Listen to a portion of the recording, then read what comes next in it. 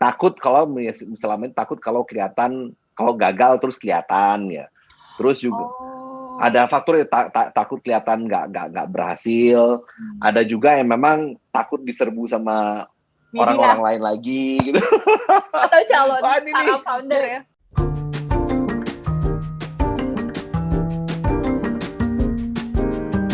Visi Talks kembali hadir, kali ini bersama saya Yeni Yusra, dan kita akan berbincang-bincang dengan Alex Rusli yang sekarang sudah menjadi angel investor. Hai Pak Alex.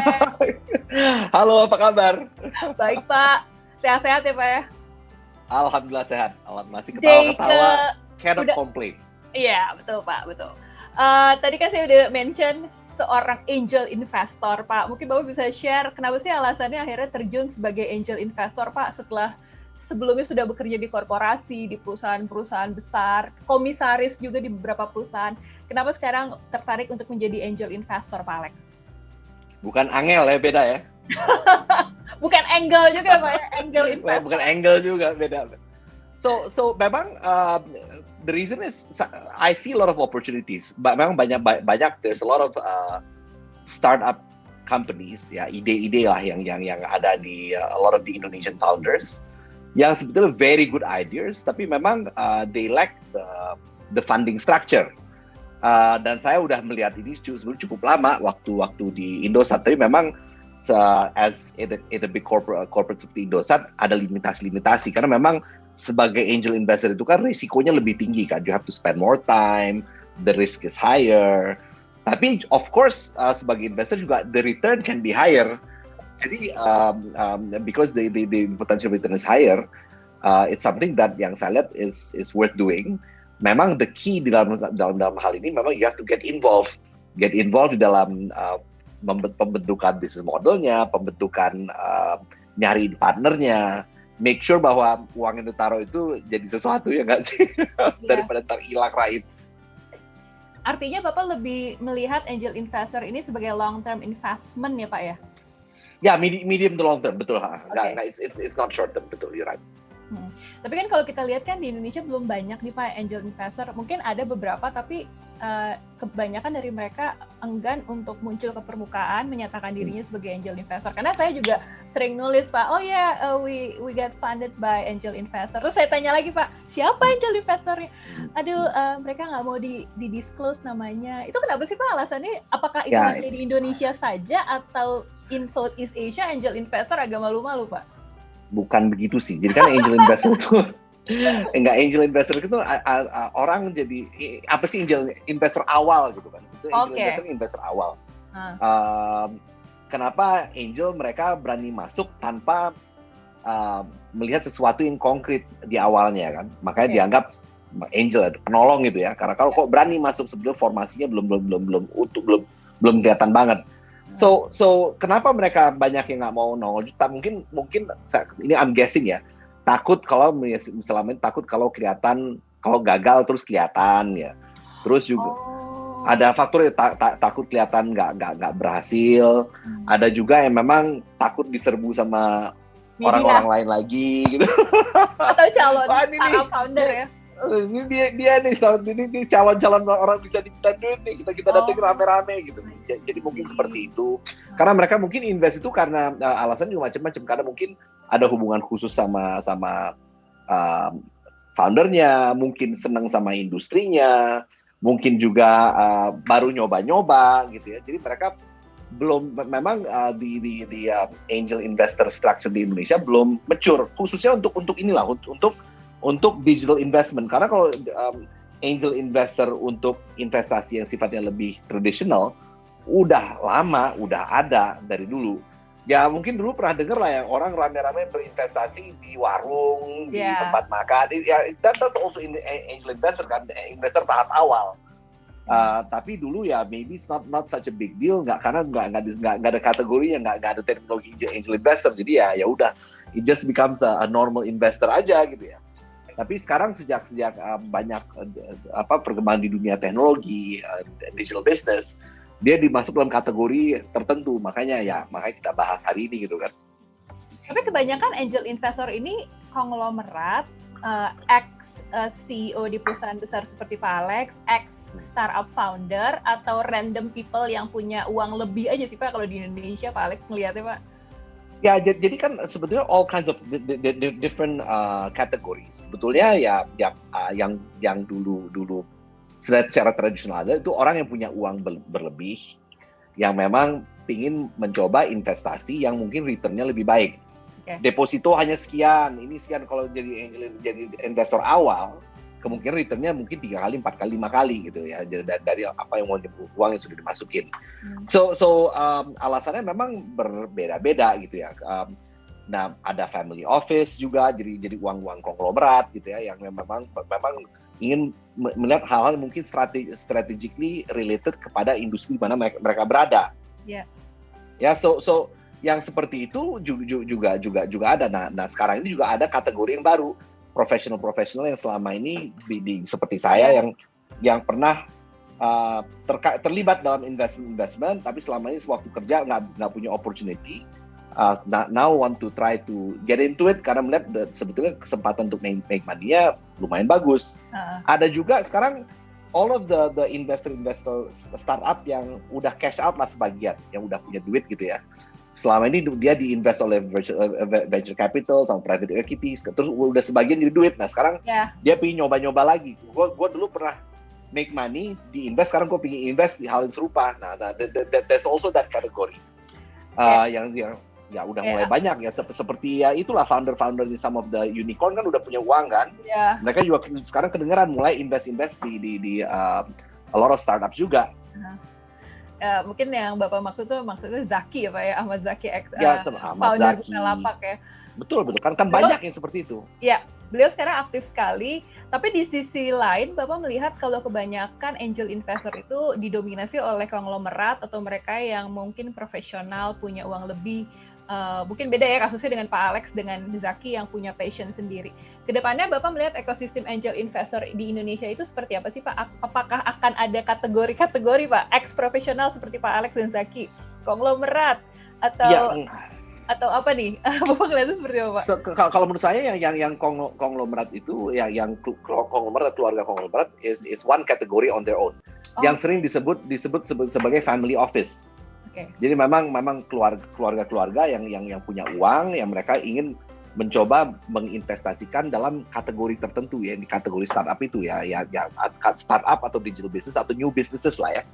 Itu yang sering disebut sebagai family office. Dan family office itu sekarang udah kelihatan udah mulai become more professional. Jadi ada yang manage, mereka hire orang untuk manage all this, melihat kesempatan-kesempatan secara terstruktur. Dan I think in time these categories will continue to grow gitu ya. That's what I think will happen. Now bahwa akan terkotak-kotak, isi saya akan terkotak-kotak, I doubt it lah ya. Saya rasa ya then there's the rest of us, there's family office and then there's the rest of us. Bedanya family office sama orang-orang seperti ya saya gitu ya, atau seperti yang pernah make money ya, we will get more involved in the investment. Ya mungkin naruh uang juga enggak, we will not put all our money in one pot gitu ya, kita akan sebar ke beberapa tempat, dan ya uang nggak terbatas ya, mungkin seperti itu. Bukan uang tidak terbatas. Jadi ada batasnya. We try to put a combination between money and time. Kalau di Indonesia sendiri Bapak pernah mengunjungi atau ikut atau tergabung dalam komunitas angel investor? Kan memang ada angel investor network Pak, Angin yang kita kenal Angin. Tapi kalau Bapak sendiri sering nggak sih Pak ketemu sama beberapa angel investor, ngumpul-ngumpul, atau masing-masing aja nih Pak ketika mau involve fundraising? Ya sebenarnya kalau as angel investors kan kita nggak fundraise, kita pakai uang sendiri kan. So biasanya di invite ketemu yang nggak sengaja ketemu pas founder ngundang kita untuk dengerin pitch mereka, ketemu nggak sengaja, that kind of thing. So tapi ya nggak setahu saya di Indonesia nggak ada sih formal network seperti itu. Cuman kan biasa word of mouth gitu, kita ngomong dari satu orang ke orang lain gitu. Lu mau nggak ikutan invest? Lu mau nggak ikutan invest? Lu mau ikutan invest? That's how the network actually builds up. Kalau Pak Alex lebih suka referral atau rekomendasi atau gimana sih Pak? Kalau misalnya kebanyakan yang saya masuk itu hasil referral. Oke. Ya walaupun ada juga satu yang saya invest, ya dia baca my profile di LinkedIn, terus dia kontak, terus kita mulai ketemu ngobrol, ya akhirnya setelah berapa bulan ngobrol, business model dapat, I also invested. Jadi memang ya silakan Pak, terusin Pak. Ya kombinasi between all of the above lah. Yeah. Basically kan memang the key thing is how to get connected with these people kan. Oke. Mungkin setelah Visi Talks ini Bapak makin banyak di email di LinkedIn nih Pak. Tadi Oke lah, Bapak kan udah mention kesulitan, kondisi, dan masa depan dari ekosistem angel investor Indonesia. Kalau kita bicara soal challenge, Pak, Bapak sempat mention kan susah untuk mengatur atau mengelola founder yang keras kepala. Mungkin bisa di-mention lagi, Pak, in terms of keras kepalanya itu seperti apa sih, Pak? Jadi apa sih biasanya yang dicari sama orang seperti saya sebagai angel investor, investor tahap awal lah ya. Yeah. Investor tahap awal itu biasanya paling hati-hati dalam mencari jenis founder. Okay. Kita sama ya jenis, kalau misalnya udah round A, round B gitu ya. Itu kan uang yang dibutuhkan basically untuk scale up kan. Jadi basically untuk menaikkan jumlah transaksi, untuk membuat bisnis lebih besar. Tapi yang di tahap-tahap awal itu betul-betul butuh kerjasama yang erat dengan founder, sehingga bisnis model yang dihasilkan tuh bisa menjadi bisnis model yang profitable, atau bisnis model yang bisa kemudian masuk ke tahap berikutnya. Ya, makanya bagi yang keras, jadi ada garis halus antara keras kepala dan keras hati gitu. Yeah. So strong willed and keras kepala. Nah yang keras kepala itu nggak mau dengar. Yeah. Nah, tapi ya makanya kadang-kadang apalagi sekarang nih di era kita berzoom ria begitu, membedakan antara yang keras hati sama keras kepala itu nggak gampang. Okay. Biasa itu lebih kelihatan dari body language pas ketemu, pas diskusi. That's why this task is becoming tougher now. Iya betul. Saya juga sempat ngobrol Pak sama beberapa visi, justru virtual pitching ini sebenarnya kurang efektif ya Pak ya, karena seperti yang Pak Alex bilang, body language-nya nggak bisa kelihatan ya Pak ya. Ya untuk yang untuk early stage itu it's very difficult. Benar. Mungkin Bapak bisa kasih masukan buat mereka yang ingin di-funding oleh angel investor, what it takes sih Pak untuk startup founder, calon startup founder supaya mereka bisa lebih mengenal lebih jauh angel investor, dan mungkin ada bedanya nggak sih Pak ketika didekati atau mencoba untuk mendekati angel investor dibandingkan dengan VC, Pak? Ya kalau angel investor itu benar-benar ini tips bagi founder ya. Yeah. Ya bagi founder yang mau ketemu sama angel, yang want to approach angel investor untuk dapat funding. Okay. Ya they have to really quickly show themselves, the true colors of them as a person. Sebagai founder karakternya seperti apa? Ya kan angel investor itu kan investasi tahap investasi yang resiko paling tinggi, karena biasanya bentuknya belum kelihatan kan. Yeah. Nah karena tahap bentuknya belum kelihatan, ya kemungkinan things go wrong itu very high. Jadi yang memang bisa dipegang cuma founder. Jadi si founder itu harus menunjukkan bahwa uang lo itu aman sama gua, I will make it work, I will make sure that whatever is being done, your money with me is safe.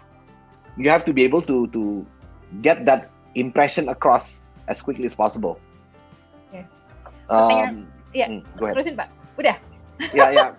No, go ahead first. Go ahead. Okay. Saya bisa tambahin. Bapak kan ngelihat sekarang kan kayak edutech, health tech, online grocery, e-commerce kan cukup naik Pak perkembangannya ya Pak ya. Pasca pandemi nih Pak, hopefully we're slowing down gitu ya. Pak Alex ngelihat ada beberapa startup dengan kategori baru yang rising nggak Pak? Atau mungkin belajar dari background Bapak yang dari telekomunikasi, Bapak ngelihat ada potensi nggak sih Pak startup-startup yang menjadi enabler-nya telekomunikasi company atau media company bakal rising Pak next year Pak? Ya sebetulnya gini sih, sebetulnya antara sebelum COVID dan setelah COVID, sebetulnya nggak ada perubahan banyak. Oke. Memang sebetulnya ide yang datang ini macam-macam kan. Yeah. Ide yang datang macam-macam dan not all of them will survive. Not all of them are mungkin cocok dengan situasi yang full dengan kondisi pandemi, tapi let me give you an example. Saya invest di a company called Together. Together itu memang it's a company yang sebelum masa COVID dia memang it menjadi fasilitator bagi orang-orang yang punya gym, tempat-tempat olahraga untuk bisa dipakai oleh individual. Dan tempat-tempat olahraga ini biasanya punya akses kapasitas kan. Iya. Dipakai cuma mungkin 20%, 30%. Nah, dipakailah oleh orang-orang yang memakai Together supaya get access to them. Nah, setelah COVID kejadian, orang nggak ada yang bisa datang ke gym-gym tadi gitu ya. Yeah. The founders actually did a change in direction very quickly untuk memastikan bahwa become still relevant dengan kondisi yang ada. Mereka masuk ke online olahraga apa segala macam, they facilitate all that. Now that itu kan salah satu contoh di mana the founders itu try to make sure bahwa tetap survive, nggak give up ya dalam kondisi yang susah seperti apapun. Dan that's where you hope all these investments pre atau post COVID itu ya bisa change according to the situation yang ada gitu ya. Jadi ya of course things yang sifatnya online sekarang lagi berkembang, lagi heboh, apakah on edutech apa segala macam atau bahkan seperti Together pun yang seperti itu kan sport tech kan. Iya. Yeah. Tapi dia adjust kan to the kondisi yang ada. Dan tapi kan setelah COVID people will want to go out again. Manusia kan makhluk sosial, pengen keluar apa segala macam, you have to be sure bahwa bisa adjust lagi dengan kondisi yang ada. So, I think tema-tema yang ada tahun depan is still going to be similar. Tapi then the way it's delivered, it's the thing that will be slightly different. Tergantung dengan cara manusia make contact with others itu seperti apa. Oke. Makanya ada beberapa startup yang mengklaim mereka adalah software as a service. Katanya, wah kita punya potensi gede ini ke depannya, good for us gitu ya. Artinya ketika semua shifting ke online, semua hal-hal yang serba digital dan fokus ke online akan lebih diminati. Lebih diminatin. Oke, Pak Alex, terima kasih banyak Pak atas waktunya. My pleasure. Untuk mereka yang ingin keep in touch sama Pak Alex nih, ke social medianya Pak Alex, ke LinkedIn atau ada websitenya Pak? Nggak ada website lah, orang pribadi gimana sih? Siapa tahu alexrusli.com. Kagak lah, please deh. No. So di Instagram ada, di LinkedIn ada, terus di Twitter juga ada. Just reach out atau email me directly aja. Oke. Yang di Life Beyond Analog, alexander.rusli@lifebeyondanalog.com. Oke, siap-siap di approach ya Pak ya sama calon founder. Terima kasih banyak Pak Alex, sukses ya Pak. Take care. Oke, bye-bye. Bye.